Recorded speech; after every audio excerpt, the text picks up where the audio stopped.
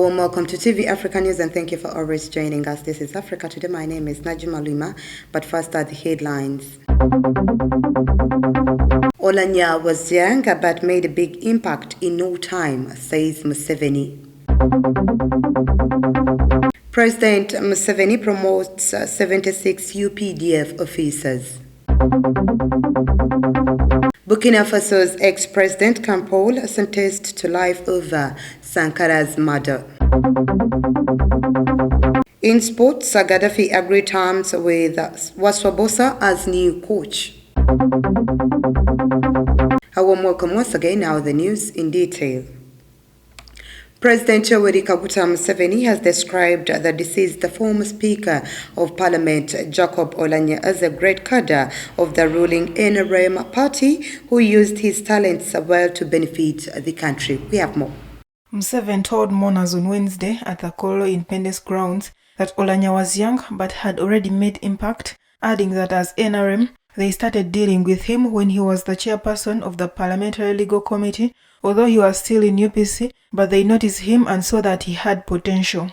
Museveni noted that as early as 1966, there were problems of divisions in the country, and specifically in northern Uganda, that he said many governments failed to solve. According to the president, whereas the ruling NRM government tried to solve the problem, Oulanyah sped it up when he was voted as the NRM vice chairperson for northern Uganda last year.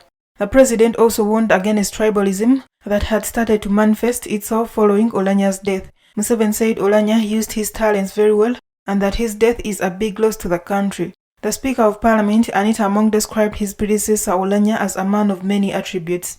Among added that Parliament has resolved that every March 23rd, which is Oulanyah's birthday, will be honored as the Jacob Oulanyah Memorial Lecture Day. President Museveni is expected in the Kenyan capital Nairobi, where he will meet with other regional leaders to discuss a number of issues. Other leaders that will join the meeting include Felix Tshisekedi of DRC, Uhuru Kenyatta of Kenya, and Paul Kagame of Rwanda. The meeting comes a few days after the DRC was officially admitted to the East African Community, and each of the countries to participate in the meeting has a number of interests in the newest members to the bloc. The security of the newest member is therefore the concern of everyone in the region. Uganda is specifically the happiest, with DRC joining the East African Community as the country seeks to widen market for its surplus goods. President Museveni recently made a case for DRC joining East Africa that he said will widen the market for goods by adding another 80 million persons to make the East African Community a home to over 300 million people. However, despite the addition of DRC to ESC, there is still the problem of security, especially in Eastern DRC, that needs to be dealt with. Whereas the rebel group in DRC had declared a unilateral ceasefire last week, yesterday clashes with the Congolese army resumed. Fighting is said to have resumed in Runyonyi, Runyamahura, Kanombe and Jomba in Rushuru territory in the volatile North Province. The meeting by regional leaders in Nairobi tomorrow will therefore discuss the issue of the M23 rebel group. President Museveni, who is also the Commander-in-Chief of the Armed Forces, has promoted a total of 76 UPDF officers to different ranks. We have more on this report. According to the Army spokesperson, Brigadier Felix Klaije, the highest-ranking officer among those promoted was Colonel Abdul Ugumayo, the Deputy Commander of the Chieftaincy of Military Intelligence, who is now a brigadier. The promotion also saw 62 captains promoted to major, whereas 13 lieutenants were promoted to the rank of captain in the Ugandan Army. Brigadier Klaije said that the Ministry of Defense and Veteran Affairs and the UPDF congratulate the officers for the well-deserved promotions. The latest promotions come 3 months after the President, who is also the Commander-in-Chief of the Armed Forces, promoted a total of 500 UPDF officers. The promotions done in January this year saw 3 officers promoted from the rank of Lieutenant Colonel to Colonel, 27 from Major to Lieutenant Colonel, and 498 officers from Captain to Major. According to the leadership of the Ugandan Army, by promoting its officers, the UPDF is on the right path to professionalization. Let's take a quick break. We will be right back.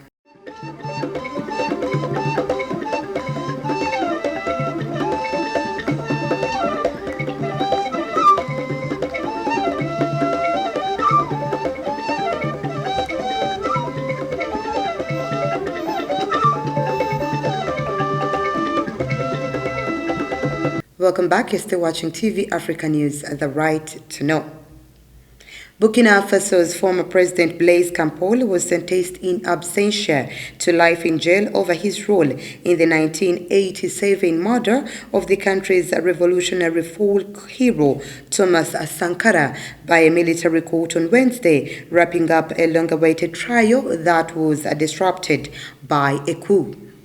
On Wednesday, a special military tribunal ruled that Burkina Faso's former president Blaise Compaore was guilty of complicity in Sankara's murder, sentencing him and his former head of security, Hyacinthe Kafando, to life in jail.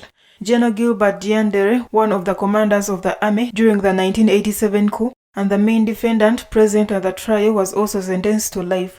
Prosecutors had demanded a 30-year jail term of Compaore, who was deposed in a 2014 popular uprising and has lived in exile in neighboring Ivory Coast ever since. The former president, who denounced a political trial, was tried in absentia on counts of attacking state security, concealing a corpse, and complicity in a murder. Throughout his 27-year reign, Compaore claimed a tight lead on the circumstances of Sankara's demise, fueling speculation that he was the mastermind. It was only after his ouster that Sankara's remains were finally exhumed, paving way for the long-awaited trial. An iconic figure sometimes dubbed the African Che Guevara, Sankara was just 33 when he came to power in 1983, setting in motion a revolution that pledged to decolonize African minds and continues to inspire followers across the continent. The short-lived experiment came to a brutal end on October 15, 1987, when he and 12 colleagues were gunned down by a hit squad during a meeting at the presidential palace in Ouagadougou. The massacre coincided with a coup that took Sankara's erstwhile comrade Compaore to power. Moving on, a Nigerian atheist activist Mubarak Bala, detained in April 2020, was sentenced on Tuesday to 24 years after pleading guilty to 18 charges in a blasphemy case. The 37-year-old was accused of writing Facebook posts criticizing Islam and its prophet, which the court said were capable of breaching public peace in Nigeria's conservative Muslim north, where Sharia law is enforced alongside common law. Kano-based Judge Farouk Lawan read the court ruling of 24-year sentence to Muhammad Mubarak Bala and said that it would take into consideration the time he served awaiting trial.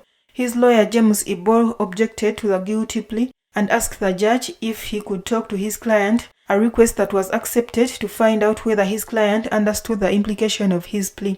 As president of the Humanist Association of Nigeria, Bala was an advocate for freedom of religion and against Islamic extremists in the country. Born to a prominent Muslim family in Kano and an engineer by profession, Bala claims he rejected Islam and embraced atheism following exposure to a video of the beheading of a Christian woman in 2013 by boys about his age and speaking his language. The immediate cause of his arrest was his Facebook post calling Prophet Muhammad a terrorist, which prompted a group of lawyers in private practice to complain to the police, according to the Council on Foreign Relations. In 2014, Bala was forcibly admitted by his own family to a psychiatric ward for 18 days because he said he did not believe in God. Away from that, ICC Chief Prosecutor Karim Khan said at a presser in The Hague that he wants to close the situation in Darfur when asked whether former South Sudan President Omar al-Bashir would likely soon be in court. A former Sudanese militia chief oversaw murder, rape and torture across Darfur, the International Criminal Court had on Tuesday as the first trial for war crimes in the region got underway. Ali Muhammad Ali Abdullah Rahman, an ally of deposed Sudanese strongman Omar al-Bashir, faces 31 counts of war crimes and crimes against humanity for his role in the conflict almost 20 years ago. His trial is the first before the Hague-based ICC for crimes in Darfur, in which 300,000 people were killed and 2.5 million fled their homes, according to UN figures. Abdullah Rahman, 72, a senior commander of the Janjaweed militia, a notorious armed group created by the Sudanese government, pleaded not guilty after the historic trial opened. Wearing a dark blue suit, light blue shirt, and fiddling with his maroon tie, Abdullah Rahman sat motionless as the 31 count counts of war crimes, crimes against humanity allegedly committed in 2003-2004 were read.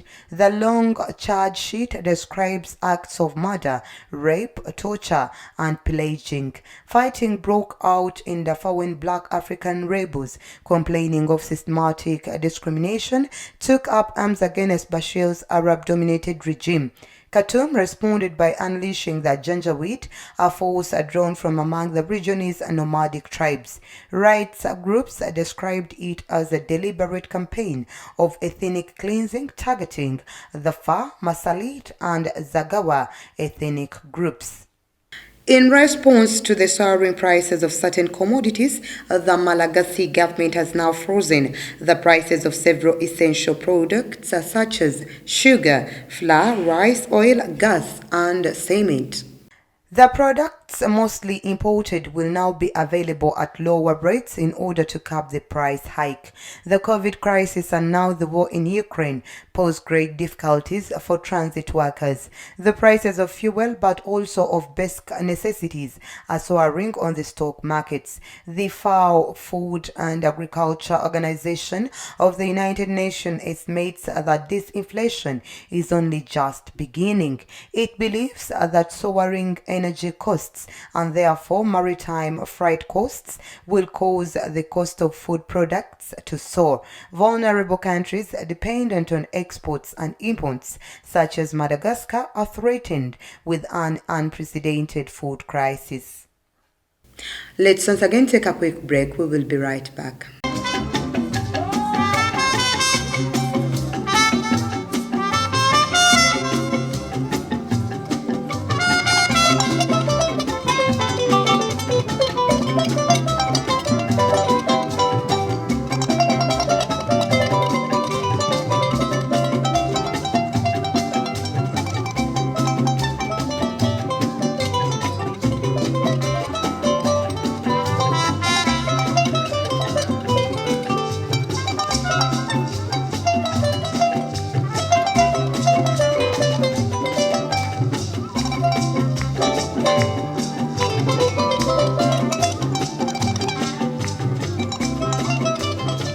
Welcome back. You're still watching TV Africa News at the right to know. In our business news today, Zimbabwe's central bank says it has raised its main policy rate from 60% to a record of 80% in an attempt to contain inflation.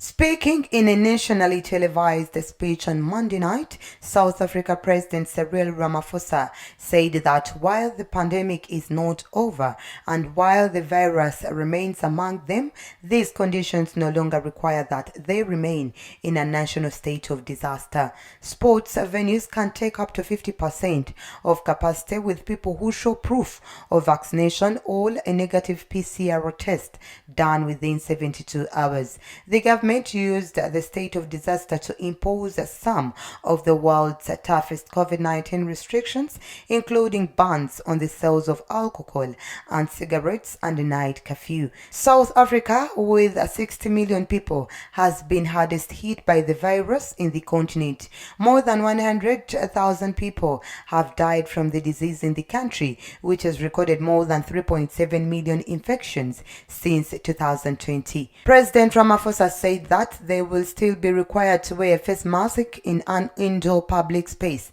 which is necessary to prevent transmission in high-risk places, especially while many people remain unvaccinated.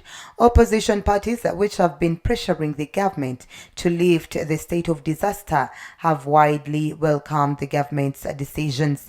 It has also been welcomed by business and tourism sector, saying it would pave the way for the country's economic recovery after it lost an estimated 2 million jobs during the pandemic.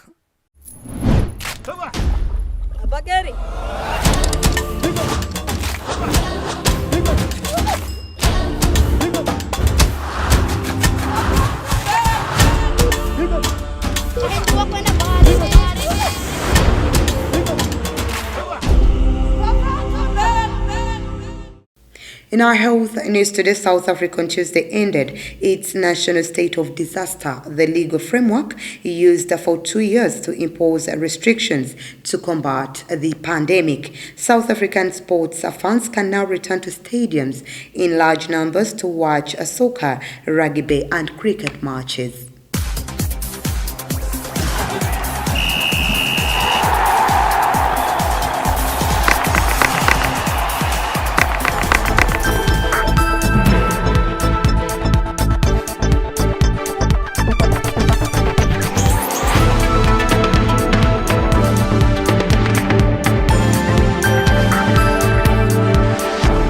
And finally, in sports news today, Star Times Uganda Premier League side Gadaffi FC has agreed terms with Wasswa Bbosa to take over as their head coach next season.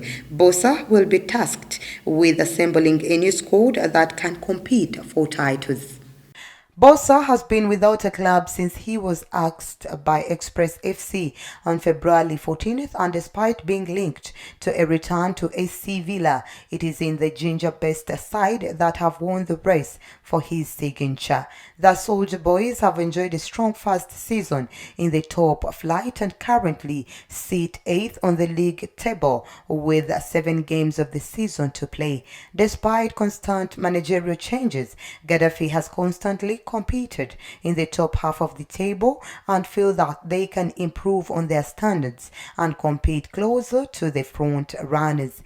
Club President Lieutenant Edrin Oching and the Gadaffi hierarchy have overseen 3 coaching changes this season and now feel they ought to have more stability and seniority in the technical area going into the next season. Gadaffi is currently handled by interim coach Hassan Zungu, who replaced Peter Onen after he was given the boot under unclear circumstances last month. With Bbosa available and open to joining Gadaffi, the club has moved swiftly to tie him down, and he would surely be the fans' preference to help turn them into a force in the league. Bbosa's record at AC Villa, Toro United and recently Express, where he helped them win their first league title in over a decade, is also one that could bring excitement around the Gadaffi arena. Should his appointment be confirmed, it will be a serious statement of intent from Gadaffi FC. That was the news. Thank you for always keeping it TV Africa. Please do stay tuned. More programming coming your way.